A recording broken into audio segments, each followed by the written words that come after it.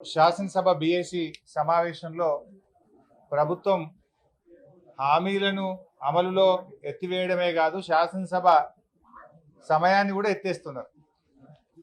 హామీలే ఎత్తేసింది అనుకున్నాం కానీ శాసనసభ కాలపరిమితిని కూడా ఎత్తేసే కార్యక్రమం చేపట్టినారు. అసెంబ్లీ కేవలం బడ్జెట్ అనేటువంటిది 4 రోజుల్లో ముగించే విధంగా ప్రయత్నం చేస్తున్నారు. ఇది గత శాసనసభ చరిత్రలో ఎప్పుడు కూడా జరగలేదు. గతంలో ఎప్పుడైనా బడ్జెట్ కనీసం 8-10 రోజులు చర్చ జరిగేది. పద్దుల మీద 4 రోజుల నుంచి 8 రోజుల వరకు గతంలో మాట్లాడిన సందర్భాలు ఉన్నాయి. కానీ ఈసారి 2 రోజుల్లోనే పద్దుల మీద చర్చ పెట్టారు. మొత్తం డిమాండ్స్ 2 రోజుల్లో ఎట్లా మాట్లాడతారు?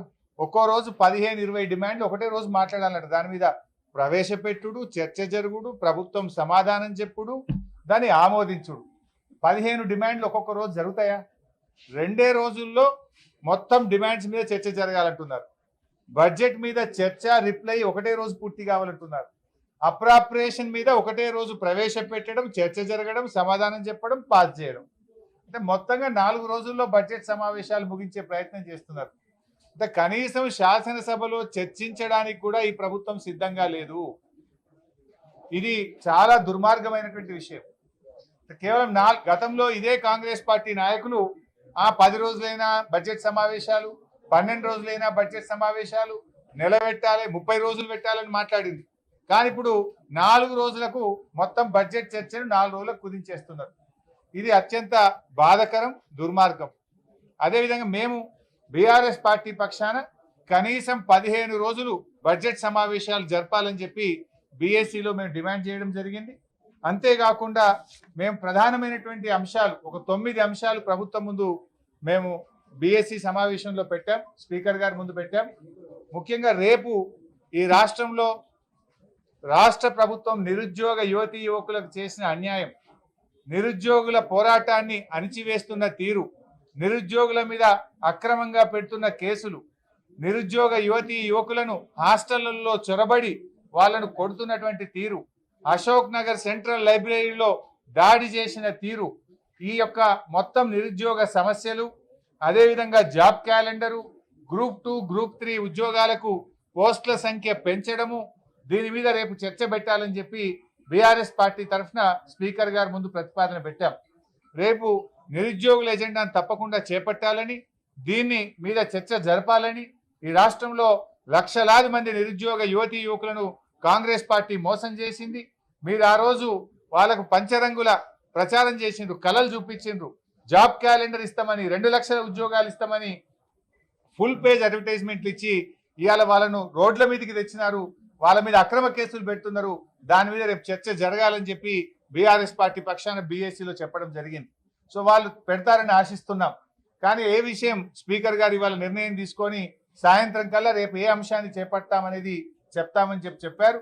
కానీ ప్రధాన ప్రతిపక్షంగా ఇవాళ నిరుద్యోగుల సమస్య మీదనే రేపు చర్చ జరపాలని చెప్పి మేము గట్టిగా డిమాండ్ చేశాం. ఎందుకంటే మొన్న గవర్నర్ గారికి కూడా నిరుద్యోగుల సమస్యల మీద బీఆర్ఎస్ పార్టీ పక్షాన గవర్నర్ గారి దృష్టికి కూడా తీసుకుపోయాం. శాసనసభలో ఇది ప్రాధాన్యత కలిగిన అంశం కనుక, లక్షలాది మంది యువతీ యువకుల సమస్య కనుక దీని మీద రేపు చర్చ జరపాలని చెప్పి మేము గట్టిగా పట్టుబట్టాం. ఇవి కాకుండా మరో 8 సమస్యలు కూడా ప్రభుత్వం ముందు పెట్టాం. ఒకటి, రాష్ట్రంలో శాంతి భద్రతల నిర్వహణలో వైఫల్యం. ఈ ప్రభుత్వం వచ్చినాక రోజు మర్డర్లు జరుగుతూ ఉన్నాయి, రేపులు జరుగుతూ ఉన్నాయి, చైన్ స్నాచింగ్ పెరిగిపోయింది, మొత్తం లా అండ్ ఆర్డర్ కుప్ప అయిపోయింది. పోలీసింగ్ వ్యవస్థ మొత్తం కూడా 10 ఏళ్ళు ఎంత అద్భుతంగా ఉండనో ఈ గవర్నమెంట్ వచ్చిన తర్వాత శాంతి భద్రతల నిర్వహణలో పూర్తిగా ఫెయిల్ అయిపోయింది. మొత్తం ఆధారాలతో సహా చర్చ పెట్టాలి. ఈ 6 నెలల కాలంలోనే ఎందుకు ఇంత జరిగింది, ఎక్కడ చూసినా ఇలా భయపడే పరిస్థితులు వచ్చినాయి.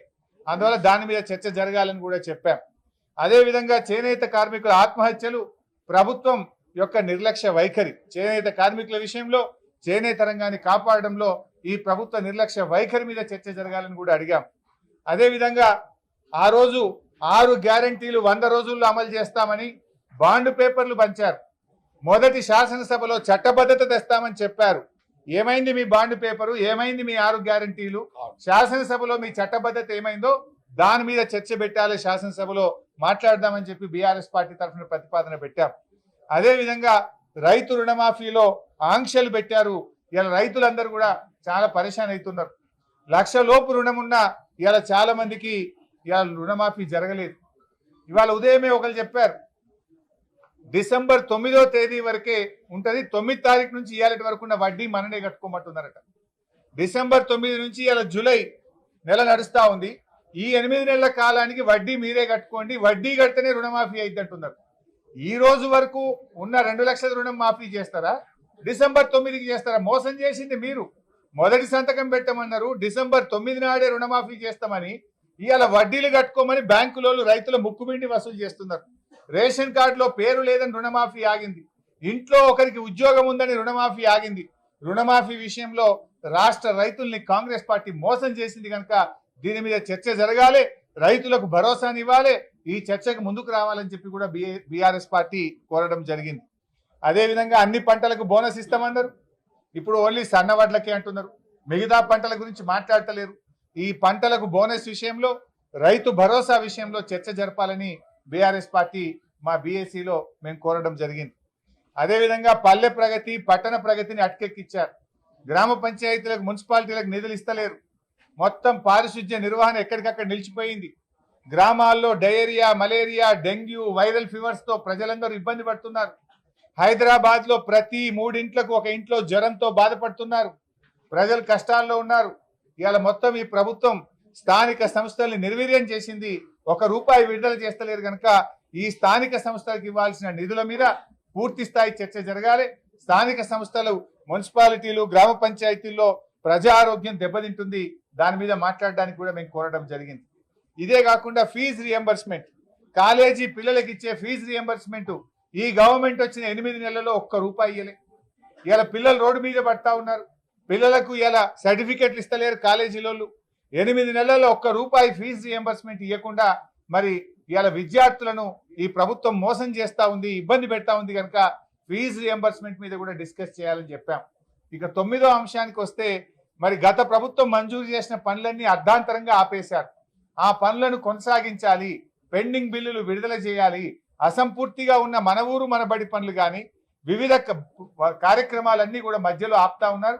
ప్రగతి అనేది ఒక కంటిన్యూస్ ప్రాసెస్, వాటిని పూర్తి చేయాలి, పెండింగ్ బిల్లులు విడుదల చేయాలి, అసంపూర్తిగా ఉన్న పనులన్నింటినీ కూడా పూర్తి చేయడానికి ప్రభుత్వం చర్యలు తీసుకునే దాని మీద కూడా చర్చ పెట్టాలని చెప్పి కోరాం. ఈ 9 అంశాల మీద కూడా శాసనసభలో మరి బీఆర్ఎస్ పార్టీ తరఫున మేము ప్రతిపాదించాం. వీటన్నిటి మీద కూడా ప్రభుత్వం ముందుకు రావాలని శాసనసభ స్పీకర్ గారిని, ప్రభుత్వాన్ని కూడా మేము కోరడం జరిగింది.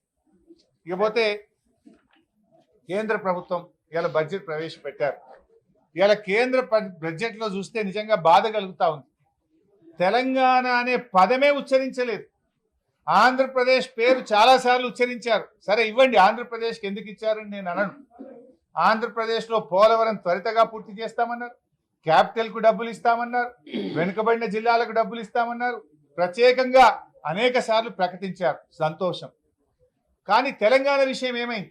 మరి ఈ ప్రభుత్వం ఏం చేస్తా ఉంది? మేము కేంద్రంతో సత్సంబంధాలు మెయింటైన్ చేస్తున్నాం, మోడీ గారికి చాలా దగ్గరగా ఉన్నాం, మేము కేంద్ర మంత్రుల్ని రోజు కలుస్తున్నామన్నారు. కనీసం తెలంగాణ ప్రస్తావన కూడా లేదు. బీజేపీ, కాంగ్రెస్ ఇద్దరు కలిసి ఇవాళ తెలంగాణకు తీవ్రమైన అన్యాయం జరిగింది. తెలంగాణలో కూడా వెనుకబడిన జిల్లాలు ఉన్నాయి.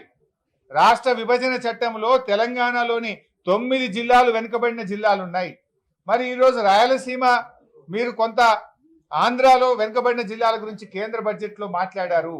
తెలంగాణ వెనుకబడిన జిల్లాల గురించి ఎందుకు మాట్లాడలేదు? ఈ రాష్ట్రం నుంచి కేంద్రంలో మంత్రులుగా ఉన్న కిషన్ రెడ్డి గారు, బండి సంజయ్ గారు ఎందుకు చొరవ చూపడం లేదు అని నేను అడుగుతా ఉన్నా. ఆంధ్ర వెనుక జిల్లాలకు డబ్బులు ఇచ్చినప్పుడు, ప్రత్యేక నిధులు ఇచ్చినప్పుడు తెలంగాణలోని వెనుకబడిన జిల్లాలకు ఎందుకు మొండి చేయి చూపుతున్నారు? అంటే తెలంగాణ పట్ల కేంద్రానికి, బీజేపీకి ఎందుకు ఇంత నిర్లక్ష్యం అని చెప్పి నేను అడుగుతా ఉన్నా. ఇలా మనకు జాతీయ ప్రాజెక్ట్ గురించి లేదు. మా పాలమూరు ఎత్తిపోతల పథకానికి జాతీయ ప్రాజెక్ట్ ఇవ్వచ్చు కదా, ఎందుకు ఇవ్వట్లేదు?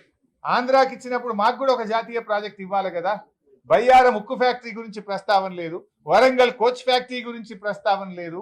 తెలంగాణకు ఓవరాల్ గా గుండు సున్నా ఇచ్చింది. కేంద్ర ప్రభుత్వం ఈ రోజు పెట్టిన బడ్జెట్ లో తెలంగాణకు మొండి చేయి చూపించింది. మొత్తంగా ఇచ్చింది ఏమని ఉంటే గుండు సున్నా తప్ప ఏమి లేదు. తెలంగాణకు బీజేపీ ప్రభుత్వం తీరని అన్యాయం చేయడం జరిగింది. ఇది మరి తెలంగాణ నుంచి ఉన్న 8 మంది ఎంపీలు, ఇవాళ బీజేపీ ఎంపీలు దీని మీద కేంద్రం మీద ఒత్తిడి తేవాలి. ఈ రాష్ట్రం నుంచి కేంద్రంలో ఉన్న మంత్రులు తెలంగాణకు జరిగిన అన్యాయం మీద స్పందించి ఈ రాష్ట్రానికి నిధుల్లో వాటా దేవాలని చెప్పి